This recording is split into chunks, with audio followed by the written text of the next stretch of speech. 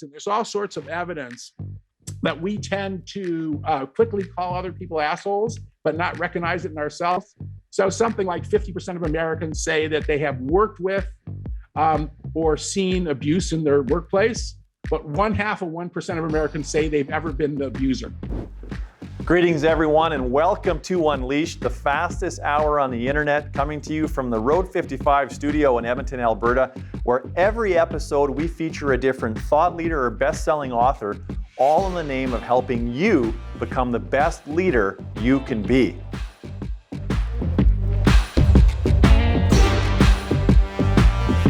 Today we have a special treat. We're joined by the legendary Bob Sutton, where we'll be discussing a variety of topics related to building a great workplace. Things like being a great boss, how to handle working for an a-hole, the role of emotions at work, and how to use friction to your advantage. Bob shares lots of humorous and funny anecdotes and also tells some stories of some of the world's largest, most well-known companies like Pixar, Microsoft, and Google. It's a conversation that'll have you writing notes and laughing in your chair. Now, my guest today is Bob Sutton. Bob is an organizational psychologist and professor of management science and engineering at Stanford University. He studies leadership, innovation, organizational change, and workplace dynamics. His main focus over the past decade has been on scaling and how to grow organizations, spread good things and remove bad things in teams, and enhance performance, innovation, and well-being given the distinct challenges in big organizations. Sutton received his PhD in organizational psychology from the University of Michigan and has served on the Stanford faculty since 1983. Bob is the recipient of many prestigious awards and has published 7 books, including The Knowing Doing Gap, Weird Ideas That Work, Hard Facts, Dangerous Half-Truths and Total Nonsense, The No Asshole Rule, Good Boss, Bad Boss, Scaling Up Excellence, and the Asshole Survival Guide. I'm going to really need my mouth washed out with soap when this episode is over. Sutton and Huggy Rayo are currently working and writing on the Fiction Fix, and this book unpacks insights from their 7-year friction project, where Sutton and Rayo used academic research, case studies, workshops, and ongoing dialogue with scholars, executives, and innovators to learn how smart organizations make the right things easier and the wrong things harder without driving employees and customers bananas. Sutton's research and opinions are often quoted in publications such as the New York Times, the Times of London, the Atlantic, Financial Times, Fortune, and the Wall Street Journal. Sutton has also been a guest on numerous radio and television shows, including ABC, Bloomberg, BBC, CNBC, Fox, the NBC Today Show, and CNN. Bob has over 300,000 social media followers, and he's about to gain some more today. Bob, what a delight to have you. Welcome to Unleashed. It's great to see you, Jeff. Great to be here. You're going to get a kick out of this. So the studio where we record the episode, Road 55, on their website, they've actually got a rule that says we do not work with assholes. And so I thought you'd get a those are my people. All right. Good for them. They must have been desperate the day they let me sign a contract with them. But anyhow, I thought you'd get a big kick out of that. So Bob, this is a conversation I've been looking forward to for a long time. It seems like virtually everybody that we have had on past episodes, one way or another, has some affinity toward you or some connection toward you. So it's very fitting that we'd be ending season 5 with you today. So thanks for making time for it. Yeah, it's a lot of my old friends. I'm an old academic, so it's sort of like we collect people like barnacles or something. So yeah, you had a lot of my old friends. You had Roger, Adam Grant and I are from the same PhD program. Although I think I graduated 30 years before him, but he's accomplished 5 times as much. That guy's amazing. You've had wonderful guests. Yeah, no, that's great, Bob. I appreciate that. And you and I bonded a few days ago over sharing some stories about our father's entrepreneurial experiences, and I would say perhaps with varying degrees of success. But one of the things that was really fascinating for me is you suspect that inadvertently your father may have had ties to the mafia back in the day. I wonder if you could elaborate. Could you elaborate on that for us? Well, he didn't have time. I can't believe we're starting with this. But so my father, bless his heart, my late father, he failed as an entrepreneur in so many different ways. He eventually got sort of successful, but one of his failed ventures, this was in about 1962, was in Chicago. And he went into the business of filling candy machines in cigarette machines, with stuff, cigarettes, candy, and so on, well, this is kind of a cash business. In at least during that period in Chicago, that was mafia territory. So they threatened he and his partner, and my dad got scared and quit. And literally, his partner, just like the movies, got his legs broken with a baseball bat, like about 2 weeks after my dad quit. So yeah, so I study entrepreneurship, but I've learned it's pretty scary. Real. And Martin Scorsese made a career out of creating characters out of that persona. So I think Joe Pesci has got some people to thank for about that. That's unbelievable. I'm glad it's in your rearview mirror, and glad it didn't catch up with you at any point along the way. Bob, you've had a really impressive and influential career, and I couldn't help but wonder, like, what led you to want to become an organizational psychologist in the first place? It's kind of interesting. So let's. I think it's good to kind of back up. And so, what is organizational psychology? Because it's funny because Adam Grant and I call each other organizational psychologists, but there's not that many of us. And to me, he might not agree, is when you're an organizational psychologist, you're kind of always thinking about two things. One is, what is it like to travel through the system? What does it feel like to be an employee, a customer, a leader, and so forth? And then given where so that's the psychology sort of part. And then given where I sit, what can I do to make the organization better for other folks and me? So I've always been interested in that. And then to sort of back up, when I was a psychology undergraduate major at Berkeley, it always just seemed to me that just studying the individuals wasn't enough. And it's funny to go back to my father, that my father, he always had all these things he was complaining about. First, as a failed entrepreneur, then he was sort of successful, and he was always frustrated about how difficult it was to be a government subcontractor. So it's funny, now I'm studying friction. He was always complaining about assholes. I studied assholes. He was a pretty lousy boss, so I studied lousy bosses. I mean, there's other things that have affected me, but just to back up, I think the thread that runs through my work, I think that if you compare me to Adam Grant, which is, I think there's no comparison, that guy's amazing, but Adam tends to focus more on the individual, and I tend to focus a little bit more on the interchange between the individual and the organization. And so for the Friction project, Huggy, Rao, and I are working on now, we're constantly thinking, well, not just what does it feel like, what the system's doing to me, but and we have examples, everything from the CEO of a Fortune 10 company reducing friction to, I have an example of a Department of Motor Vehicles person I met who made the visit better for all of us. I couldn't believe it. We went to the DMV, and this guy did triage and gave us advice and formed stuff out and got us in and out with joy. I couldn't believe it happened. So to me, maybe it's a long rant, but that summary of the interplay between the person and the organization and what I can do to make things better, I hope that's what runs through my career. That's so well articulated, Bob. I really appreciate that explanation and that description of what an organizational psychologist does. I think that's probably the most succinct definition I've ever heard. And I love that you sort of talked about this, the emotional journey of being an employee or a customer. And then this other part that no matter where you sit in the business, what can you do to make life better for yourself and others? And I think that's just a really good perspective on sort of navigating where you may be situated along your own unique journey. And I want to talk about some of your early work. And I know a lot of the early work that a lot of your early research really focused on like the expression of emotions at work. And you had some really interesting findings. Can you share some of those findings with us? Oh, sure. So that's in the old days when I was the first 25 years of my career as a publisher, parish academic. Sometimes even I forget that. But so I did this stream of research with Anat Raphaeli, who's a professor in Israel now, and we studied sort of two different kinds of contexts. The first was contexts where people are, part of what they're paid for was to be friendly, and from that we had this crazy relationship with 7-Eleven, Southland Corporation, which was eventually bought, and we did all this analysis. They spent millions of dollars trying to improve the courtesy in 7-Eleven stores, about $25 million. And they had all this stuff where, well, So how do you establish eye contact with customers, smile and say thank you and stuff? And we talked about this a little bit offline. The thing I learned from that, in addition to the fact that they were incredibly unsuccessful at getting people to be more courteous, that it happened because the then CEO of the company had a temper tantrum about having bad courtesy in the store, and then he forgot about it. And 2 years later, they had spent all this money, including a contest where some manager won $1 million for the courtesy in her store. And he said, why are you bothering to do this?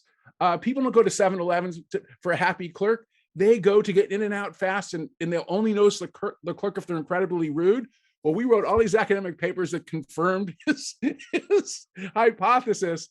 And what I learned from that, and this gets to an organizational psychology thing, is, and we talk about this, there's this thing called executive magnification. CEOs and other powerful people are always complaining, oh, nobody listens to me. There's resistance to change, but they've got another problem. They're sort of like baboons in a troop, like the alpha male or female. And the underlings are watching them really closely, and they magnify what they do beyond what they ever expect. So to me, that's kind of a good organizational psychology sort of thing. So that's one part. And then the other kind of research I did, since there are other jobs where people are required to express negative emotion. So I did an ethnographic study, and I can't name the company even still, but a company that calls you when you're late on your Visa and MasterCard bill. So I was trained, I observed the collectors and everything. And I sort of learned how to create anxiety. And if I was to do a 2-sentence summary of what did I learn about that, what they taught us was that when somebody's really, really upset and really, really anxious about their bill, you're nice to them and calm them down, because the problem isn't anxiety, it's gently nudging them to pay the bill.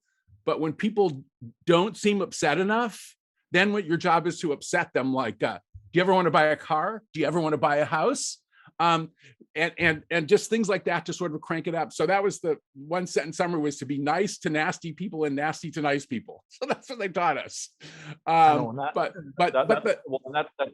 I was going to say that's a story that really kind of floors me, to think about the intentionality about leveraging whatever emotion shows up on the customer side. And I can't help but wonder, like, at what point does using that kind of information and psychology become helpful versus sincere versus manipulative?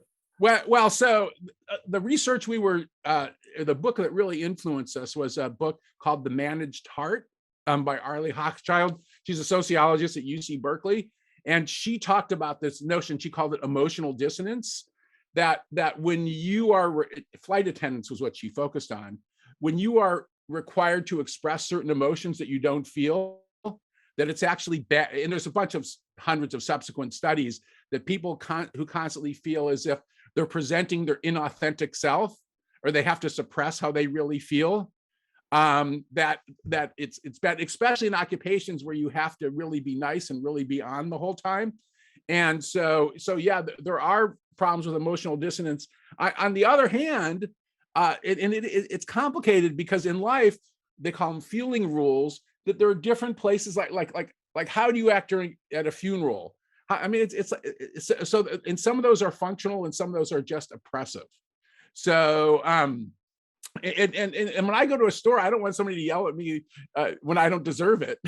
I mean, so there needs to be some boundaries, and it's one of the things that we sell to our employers. I mean, one of the things that I think fairly Stanford expects of me is to have empathy and caring, and to pay attention to my students, not to dismiss them and to be nasty to them.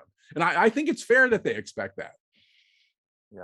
Yeah, absolutely. And when you go back to the 7-Eleven example, because I think it happens a lot of times there's a disconnect between senior leadership and what they think is right for the business versus what the business actually needs. Right.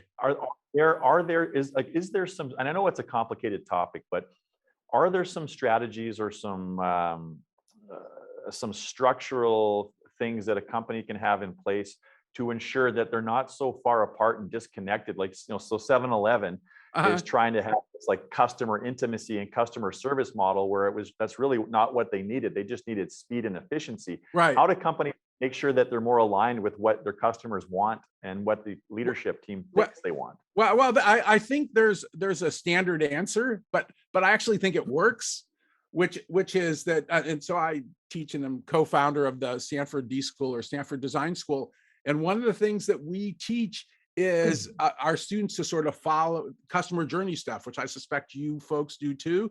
And it's such a simple tool. And again, back to organizational psychology, when you follow how it feels for somebody to be, let's say, a customer, what they're doing very often is they're traveling through the organization. So one of my favorite examples, so I had two students, Elizabeth Woodson and Saul Gardis, and this is in a D school class. And what happened was they worked with a social service agency, and so what happened was, this is a social service agency where so what they did was they provided benefits, especially money, to families who had like disabled children and stuff. And as parents traveled through the silos, they would just get stuck, and it would take months. And we followed the journey map. It was like frustrated, angry, what's going on? I feel like I'm nothing, and so forth. And they showed the journey map to the folks at the social service agency. And what they figured out, and it's a classic problem in silos, that the handoffs were really messed up. And there's an HBR article we can send the audience about this. But the amazing thing that Saul and Elizabeth did was they rented a Winnebago, and they took 6 of these, they're civil servants, and put them in the Winnebago. And they signed up people in the Winnebago. And what you had was people from 6 different silos sitting next to each other, who usually are spread around different buildings and have different schedules. And that wasn't an instant cure, but what it did is it led to a committee where the idea was to let's figure out how to help people through the silo. And their goal was to get it down to 2 months or less. And mostly they have done that. So to me, that's, again, let's go back to organizational psychology. You go through the way it feels to go through the system, the way it feels to be one of those civil servants, and then let's redesign this organization together so it's better. It's not perfect, but they've all made it better. So that to me is how I think of customer. That's just one example. There's lots of other solutions and problems, of course. Yeah, no, that makes some sense. I wonder, I mean, in the 7-Eleven case, if the executive or the CEO was listening enough to the front lines as well, there's probably a lot of valuable intel that would have been easily accessible had it been leveraged. Yep. And there actually was an incredibly sophisticated research operation at 7-Eleven in those days. One of my former classmates from the University of Michigan, Larry Ford, headed it. And the problem was not the intel. The problem was the disconnect between the senior executives and what happened sort of on the ground. So that's a structural sort of disconnection. And I don't know if in Unleash you've talked about Amy Edmondson's research on psychological safety. To me, that might be the most important concept in whatever organizational psychology is in the last decade or so, or maybe the last 20 years. So one of the problems was that people were afraid to tell the CEO the truth. So, and we see this with Boeing, with the disaster with the 737 MAX, the amount of fear that ran through Boeing. And so that is, to me, one of the core problems. And I do think, following Amy Edmondson's research, which is just magnificent and so important, is that the first order of business, if you want to do organizational change, is to make it safe for people to complain, safe for people to talk about their own mistakes. It's really important, and it's easy to say, and it's so hard to do. It takes so much role modeling. It's really quite a leadership art, but the leaders who do it wonderfully are fantastic. Yeah, absolutely. We did have Amy on the program. Great episode. One of the things I love about Amy's, like the light bulb moment that went off for her when she was in the hospitals doing her initial, her research, was that the highest performing teams in hospitals made way more mistakes. And that was the light bulb moment for her. It was not that they made more mistakes, is that they openly discussed them more. Yeah, and so that's got implications for all of us.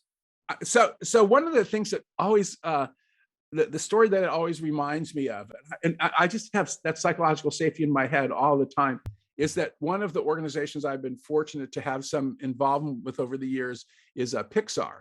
And especially Ed Catmull, who's now retired. He was president for some 25 years. And this is a long time ago. It was about 2008. Huggy Rao and I had a conversation with Brad Bird. It's published somewhere in the McKinsey Quarterly. And we're talking to him about, so Brad Bird is the Academy Award winning director of all the incredible movies. He wrote them.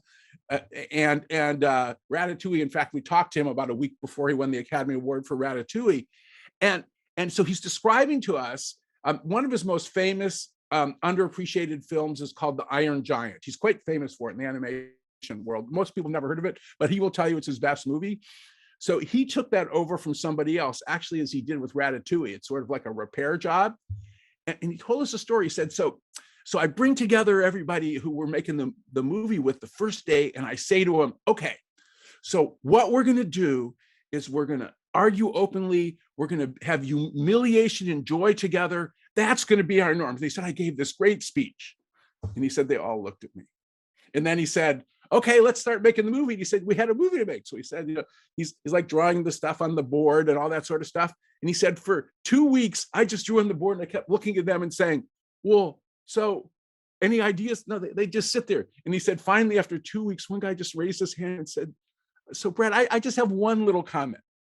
And then he said, so I accept. And he said it took like another 2 weeks before, we were arguing, we were disagreeing, and we were pushing each other, and we were doing it with love. But the thing about that story is that sometimes leaders want to come in and say, okay, today we're going to have psychological safety. It's something that you build over time, and you have to support every single day. And that's why I just love that story about Brad, because he's a little nuts, but he's really, really self-aware. Absolutely. The speed with which he created that safe environment surprises me. Like only 2 weeks, but they must have been spending a lot of time together in that 2 weeks. Well, yeah, you're just in a room. It's like 8 people, animators in a room, and he's like drawing the storyboards. Yeah. And it's not like the kind of job where you so much go back to your office. He said we were at the stage where we were sketching out the movie. So yeah, but yeah, well, it depends how long it takes to make movies. At Pixar, I don't know about that case. At Pixar, it takes really like about 2 or 3 years. I have a cousin. Her name's Sherry Singer.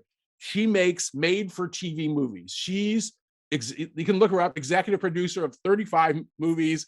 The Halloween Town ones are most famous. She usually gets just 2 weeks of filming, and start to finish. On pre-production, post-production is 3 months. So it's sort of like the fast food of movies. So in her case, and I interviewed her on my Friction podcast, and she said, if I lose a day, if the star doesn't come out of the trailer the first couple of days, it's like all over. So she has a completely different sort of thing. And by the way, she's a lot more authoritarian than Brad is, because she doesn't have time to be, overly sort of loving. Although I think she tries. Yeah, excuse me. That sounds like the Hallmark movies. I think they film those in something like 3 days or something like that. Yeah, she's made some Hallmark movies. I think she's made about 10 of them.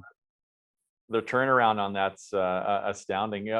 Bob, you've also done a lot of work on scaling, and that's one of the probably the hottest topics with a lot of leaders that we spend time with is how do we effectively scale our company? And I know scaling is a big topic, but from your lens, I wonder if you could share some of the insights that you have learned from successful scaling up exercises, and maybe even some common failures that organizations experience. Okay, well, that's a great, and as you say, it's just this huge topic, and I think it's sort of interesting to start with the word scaling a little bit, and well, I'll do the headline. I think the headline is that for the last decade, Huggy and I have been sort of wrestling with 3 elements that are related to leading at scale. One is what Silicon Valley folks now call scaling, which is growth. The second one, which, by the way, if you go back 10 years ago and you went into the academic literature, they and we used to think that scaling wasn't growing. What scaling meant was there's an existing system and you spread goodness throughout it, which is actually somewhat different. So it's spread. And so you go to literature, education, on nonprofits. So scaling means spreading across an existing system. So we studied a lot of that. And then the third thing, which led to the friction book, in large part, is that as organizations get larger and complex, and everybody in the audience knows this, things get harder and harder to do. So how do you sort of fight that, which is a little bit like fighting gravity? So that's sort of the headline. But the way that Huggy and I got interested in scaling sort of goes back to 2007, 2006, before people were using the word scaling a lot, and we thought scaling meant spread. And we were in an executive program. We're still running it with some other folks on customer-focused innovation, something you folks do in your business. And so anyways, this guy comes up to us, and it was pretty funny because he worked for Armor Meats. He actually, the real spam. So he was head of the innovation group at Armor Meats. And he said to us, so we've got a few people here who are really innovative, but the rest of the company isn't. How do we spread it throughout the company? So Huggy and I, being academics, like, that's a really good question we didn't know the answer to. So we've spent, much of the last 15 years studying variations of that. And if I was going to start with one thing, and there's lots of different elements of scaling, but when things work where it spreads across a large system, when it grows an organization, the thing that you see over and over again, and there's a really clear point of view from senior leadership about what is good and bad behavior. You might not like that behavior. It actually may get them in trouble later. But to me, that's the hallmark of where great scale. Like we always go, and I'll give you an example of just a wonderful CEO. So if you look at cases of large scale transformation of big organizations, there really aren't that many successes. There's a lot of failures. But if you look at what Satya Nadella has done at Microsoft, it's one of the most amazing cultural transformations I've ever seen. Because when he got there, you sort of had a culture, and some of your people in the audience have probably seen the drawings at Microsoft where the definition of the cultures were pointing guns at each other. There was so much dysfunctional internal competition. In the whole Microsoft culture was to be the smartest person in the room. And the definition of success was when you left in the room, you killed all your competition and you were king. I mean, that was like the culture. And to the point, they actually used to teach people classes, executives, how to deal with that culture. I mean, and now under Satya Nadella, they have moved to this sort of one Microsoft, more collaboration. And there's some great case studies on this, that essentially they've moved from a know-it-all culture to your job is to be a learn-it-all culture. And you just sort of just take that. Those are just words, know it all to learn it all. But if you look at a whole bunch of little micro behaviors, they really have transformed in a remarkably impressive way. And I know about them from working with them a little bit, but especially there's some wonderful case studies about them. This is like publicly available stuff. But to me, that's when it comes to scaling, there's a whole bunch of other details we can talk about. Buddhism and Catholicism is one of my favorite topics, for example. But it really, you have to sort of start with that for a system and for a group, and have this idea, what is sacred and what is taboo. So what do we have to do to be successful here, and what are we forbidden to do? And that'll vary from organization to organization. Right. I wonder, Bob, if you could share some examples of that, because this concept of good behavior, bad behavior, it's just got me really curious about trying to figure out how would a typical mid-sized company start to apply that thinking? Like, if you have some exampents of what that actually... I think one of the best examples is actually Netflix, because Netflix is really interesting, and we should probably, some of you, if you're near the web, look at the classic Netflix deck. So this is sort of before they became the world's largest production company. So this is Reed Hastings, and who is still the CEO, and the then head of HR or people operations, Patty McCord. They put together this thing called the Netflix deck, which summarizes the culture. And the core element of that, to me, at least in this story, is what we do at Netflix is we hire fully formed adults. Okay, so what fully formed adults mean is this is not like the military where they bring in raw talent and develop them, or even actually kind of McKinsey does that too.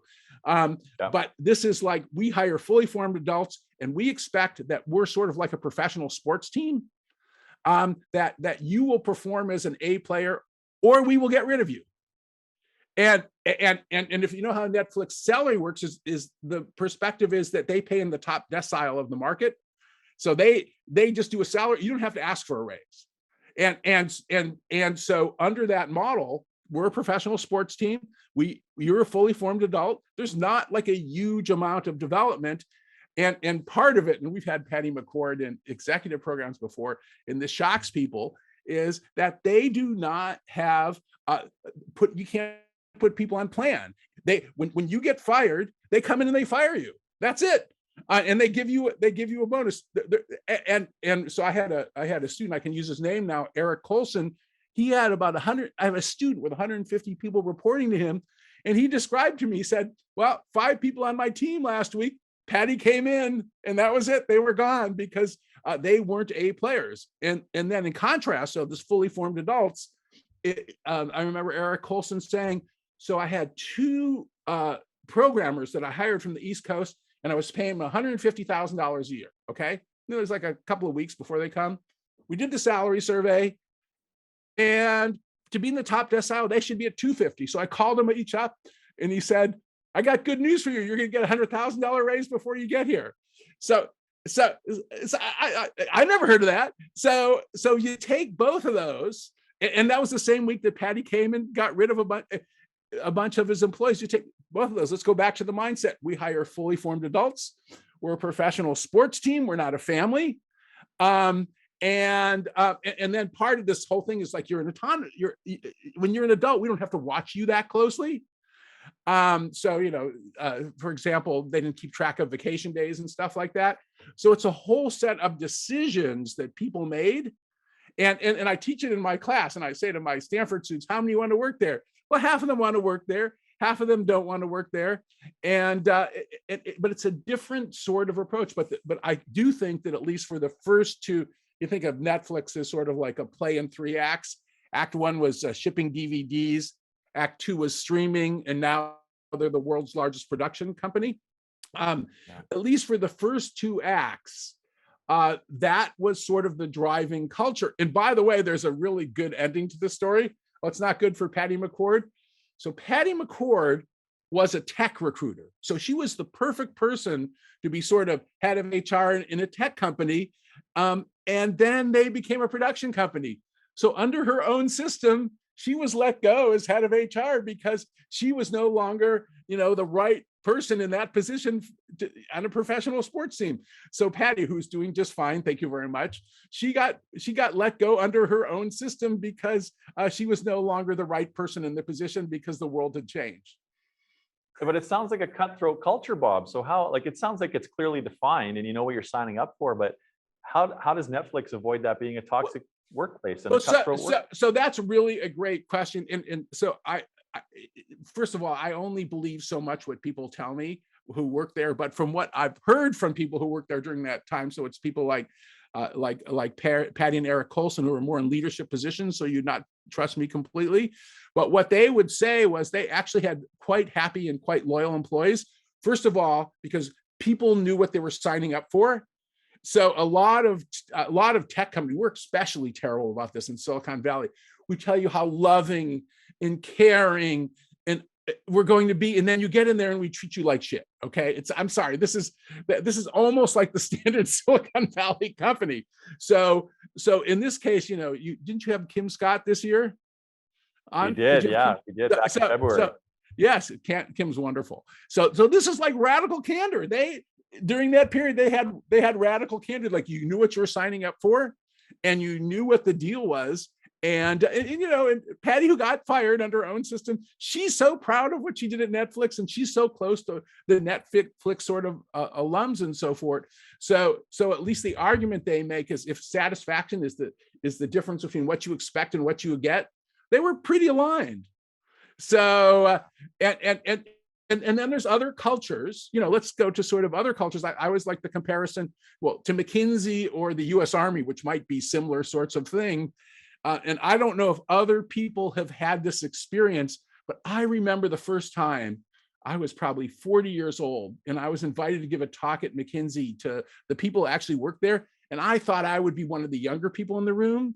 It's like the Children's Crusade, just for like a then 40-year-old guy, because they hire, and I now know like the number of my 22-year-old graduates who work for McKinsey for 2 years before they go into business school, and then they graduate from business school, and then they I forget what they have like a next level up, and then either you become a partner or you're out by the time you're like 32, and so it's like the Children's Crusade, because at every level you start with these really young people and you keep blowing them out of the pyramid.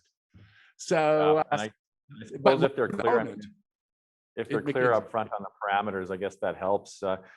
Bob, I would like to come back to the Microsoft example for a second, because a lot of leaders feel that their culture could perform better, but I don't think there's clarity on the right steps to take. And again, I know that there's a lot of variables that go into play here, but would there be 2 or 3 tactical things that you could identify maybe that Microsoft did to get that ball rolling?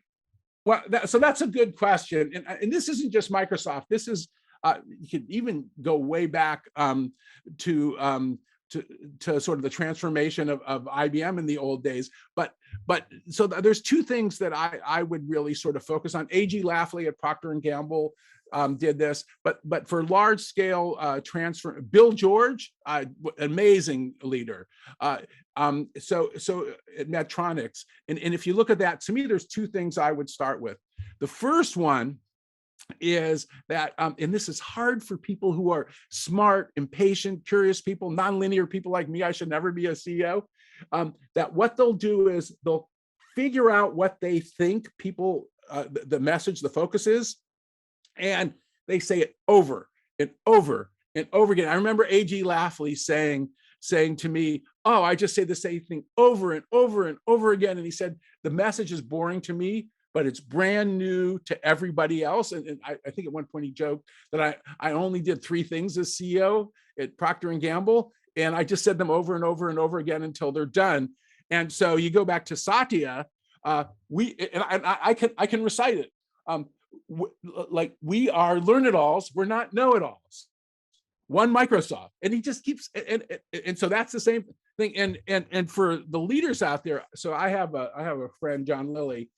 John Lilly became CEO of, if you know what the Firefox browser is, Firefox is a for-profit company owned by a nonprofit called Mozilla. So anyhow, John became CEO of this open source company when they had about 12 employees and grew it to 500.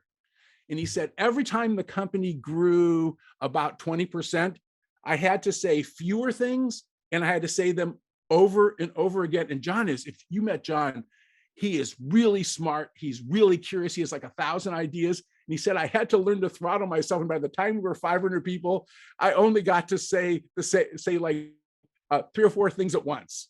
And so that's one thing, this idea that really, and this isn't always necessary. If you look at Facebook, and I think I can say this, I consulted to Facebook very early on when they had less than 150 people, and they really did mean and did say move that fast and break things over and over again. And I used to watch them onboard new employees, and they'd say to them, "You can bring down the site. I know you were at Google, but obviously you can't do that anymore."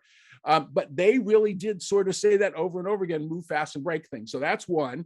And I do think that in the cultural transformation, and just as somebody who's had, moderate interaction with Microsoft over the last few years and read a lot about them, even I can sort of like repeat some of the key Satya Nadella stuff. And then the other thing, and this is something that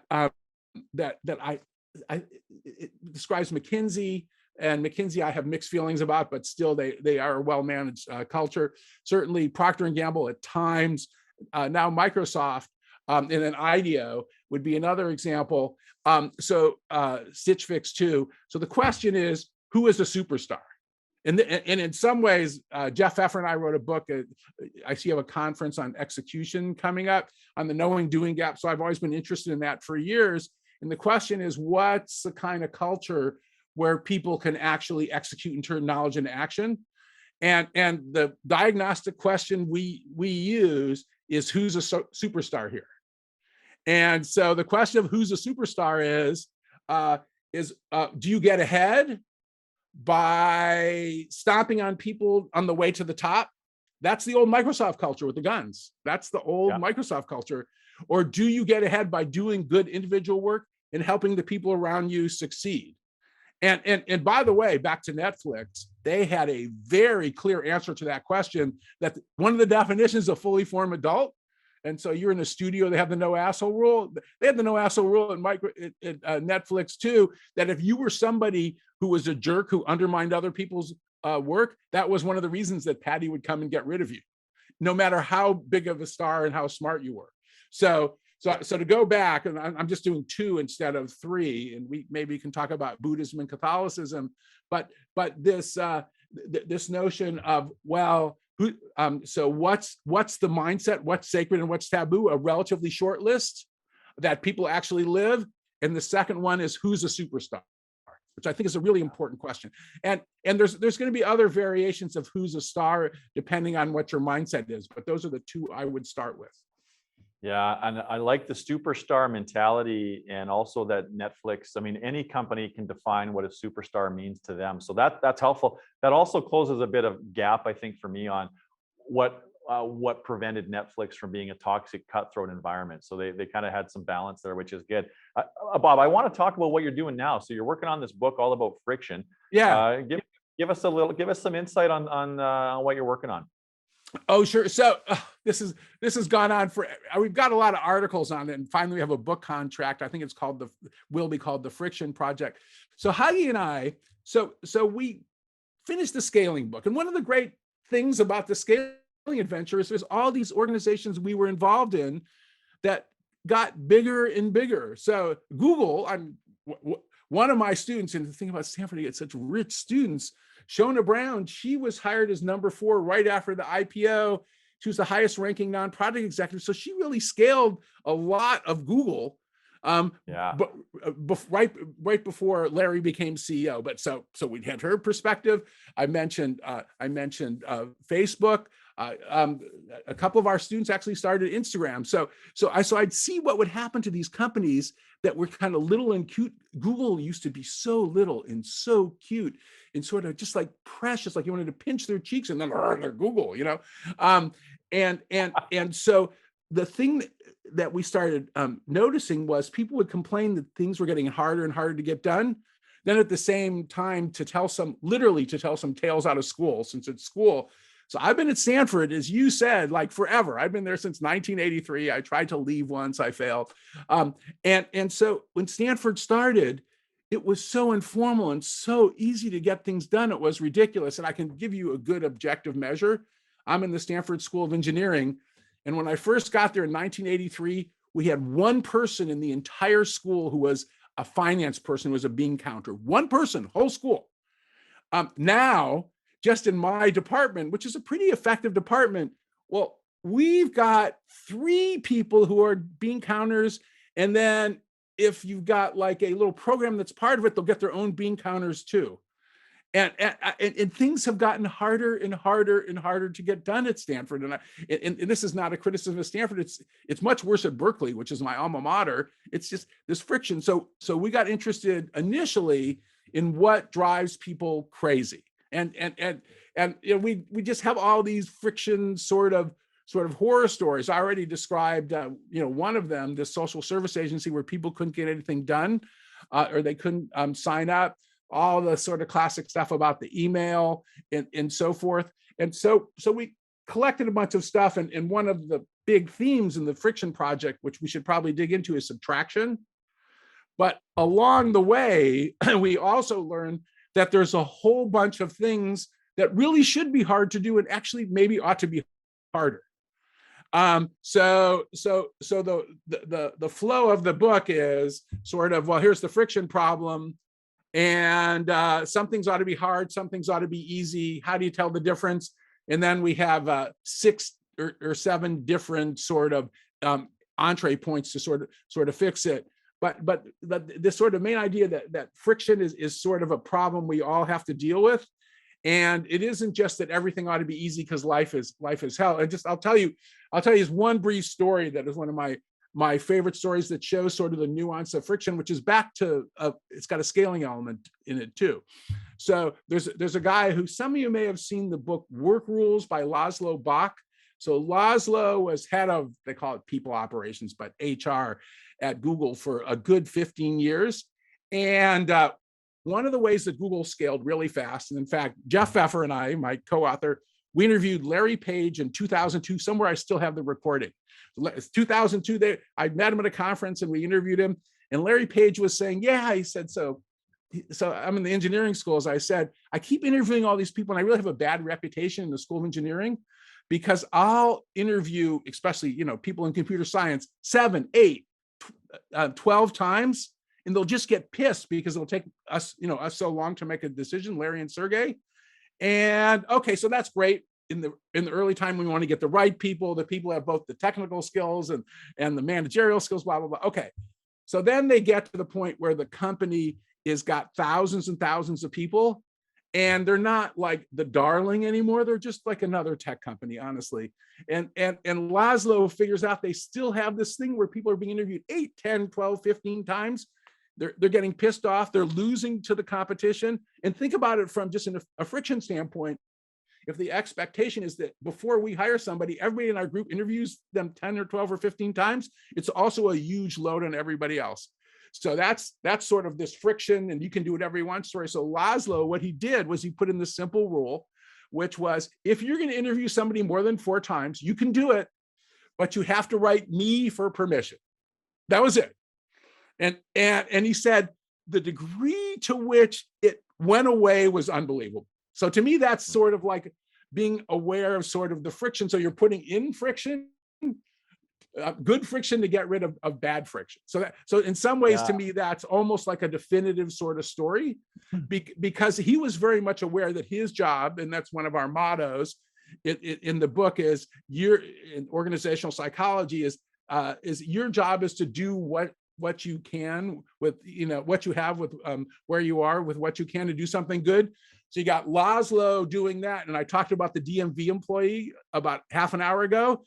But we're all standing in line in the DMV, and he does everything he can to reduce the friction on us and his colleagues, because he had a little bit of power, and he actually made things a lot better for all of us. Yeah. When we talk about friction, I can't help but think about most of the world is focused on removing it, and that's not always a good thing.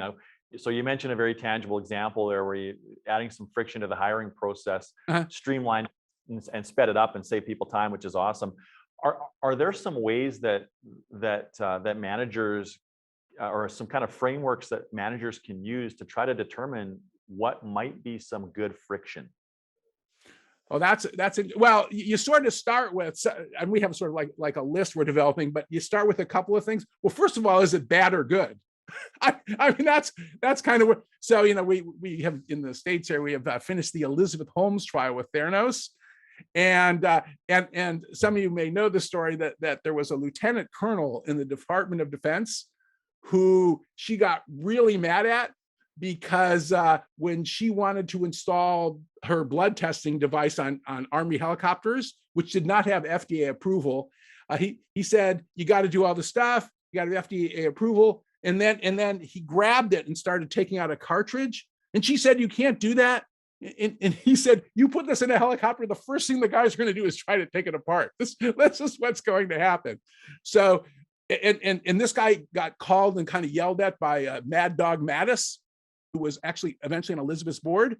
And it was like, no, you can't do it. So to me, that's good friction. Like you can't put something on a helicopter which isn't proven to work.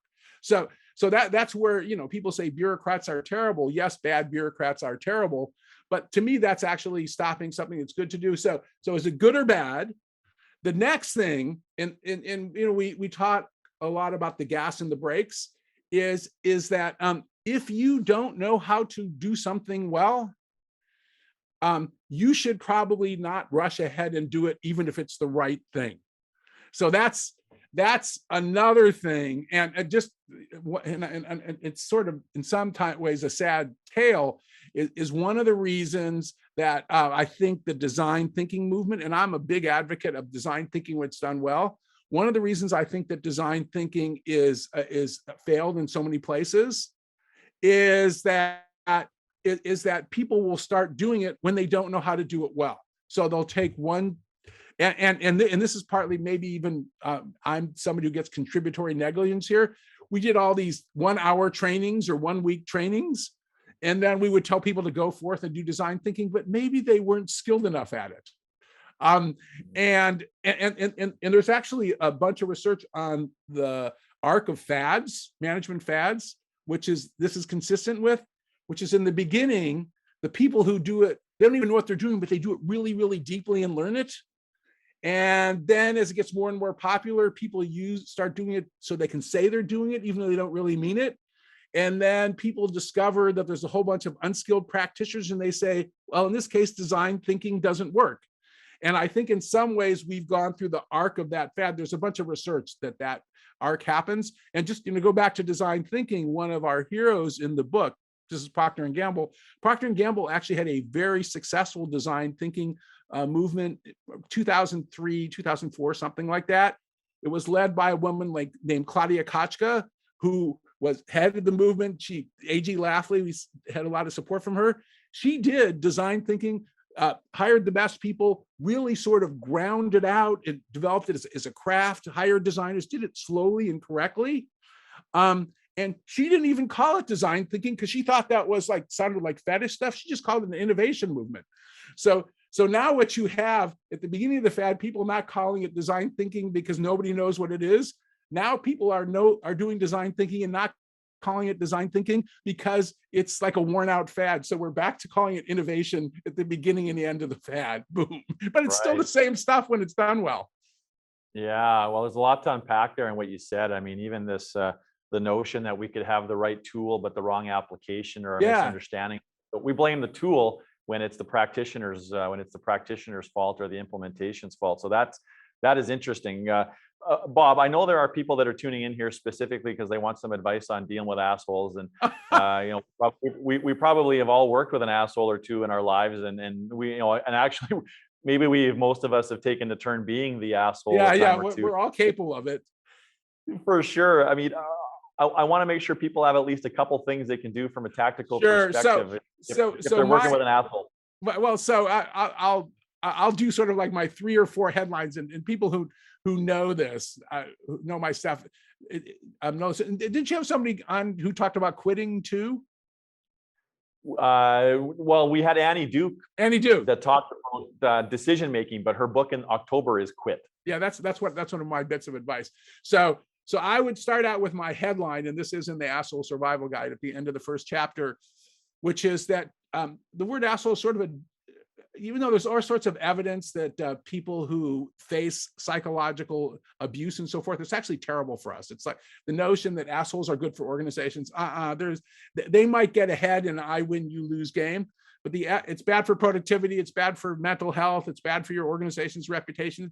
It's generally bad, except in the I win, you lose sort of game. It might be okay for you individually.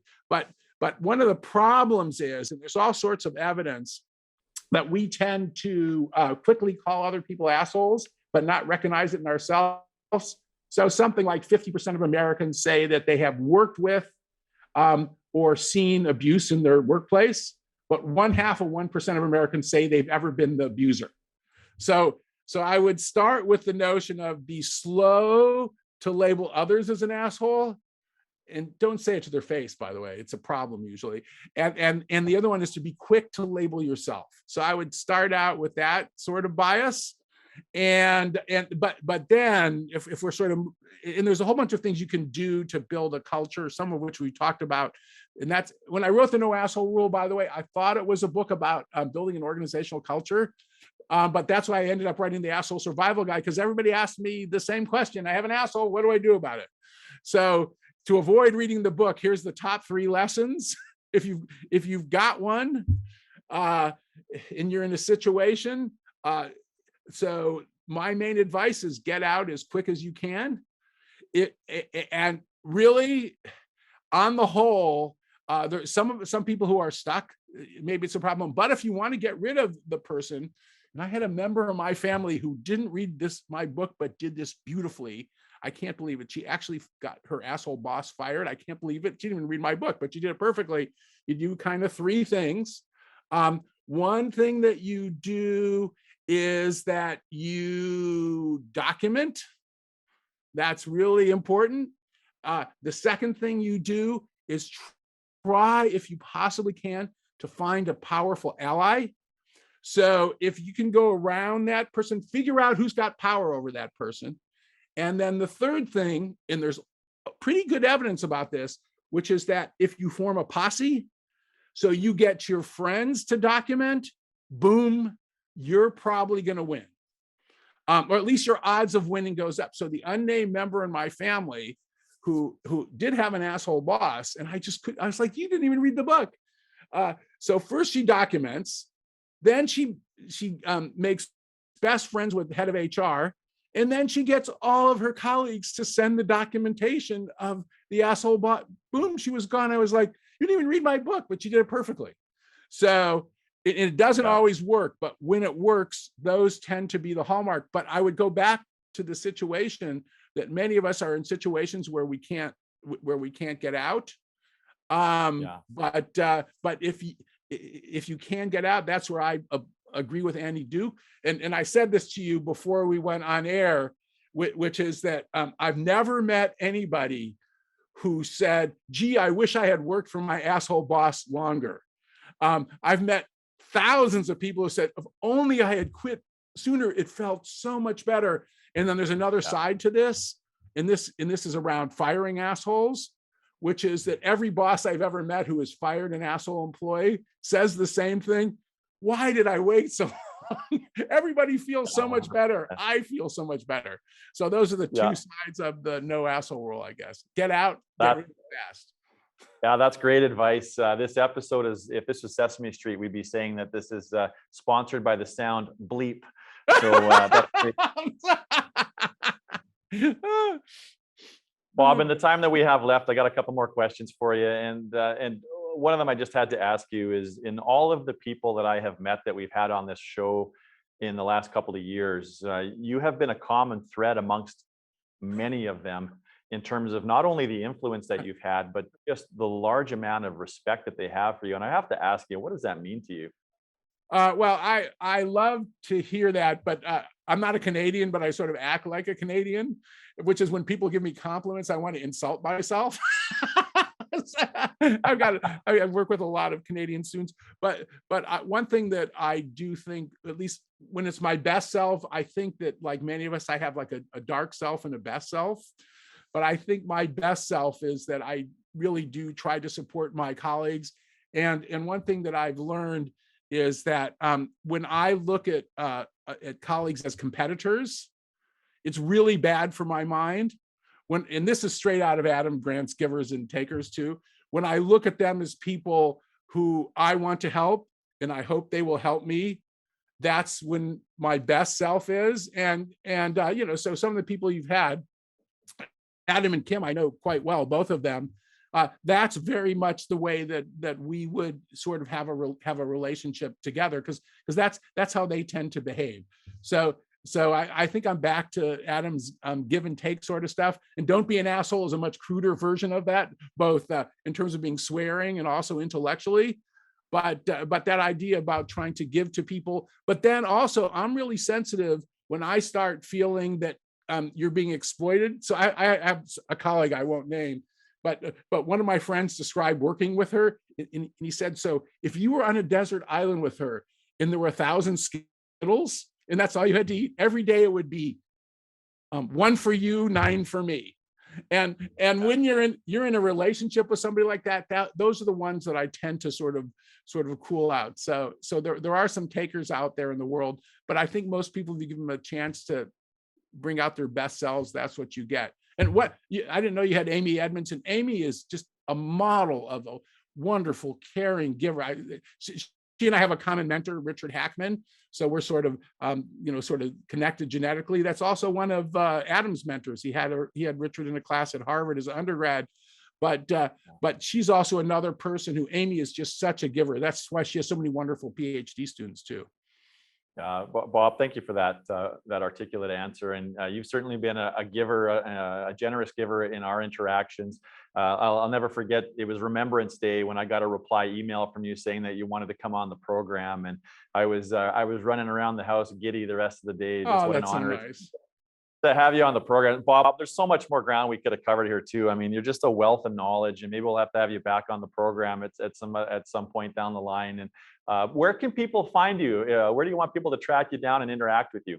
So I mean, I'm on LinkedIn and I'm on Twitter. Those are the two places that I'm not on Facebook. So those are the two places that I tend to interact with people a lot. I like Twitter, but I have to control myself and not do too much Twitter. I get in trouble. So those are the two places. Understood. You can stay connected to us through all your favorite social media platforms, Instagram, Facebook, and Twitter. You can find us on LinkedIn and subscribe to the YouTube channel, of course.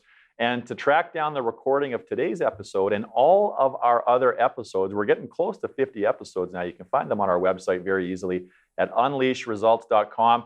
And we will be promoting past episodes throughout the off season, and then gearing up. We've already got a number of wonderful speakers confirmed for season 6, which will kick off sometime in the fall. So until then, everybody, be well. And I hope what you've learned today and through the prior discussions will help you unleash your leadership potential and make a bigger impact on the people in the world around you. Bob, this has been just a wonderful way to spend an hour, and this is our final episode of season 5. And so I just want to have a special thank you to Bob for being here today, and all of our guests, and of course, the audience that tunes in live and listens to the podcast and subscribes to the YouTube channel. And I'd be remiss if I didn't thank our wonderful team. So Andrea, Catherine, and Nicole on our side of things, and then everybody at Road 55, Trevor, Blake, Glenn, and Rob. Just what a wonderful team of people, and what a great crew to work with. Thanks for tuning in.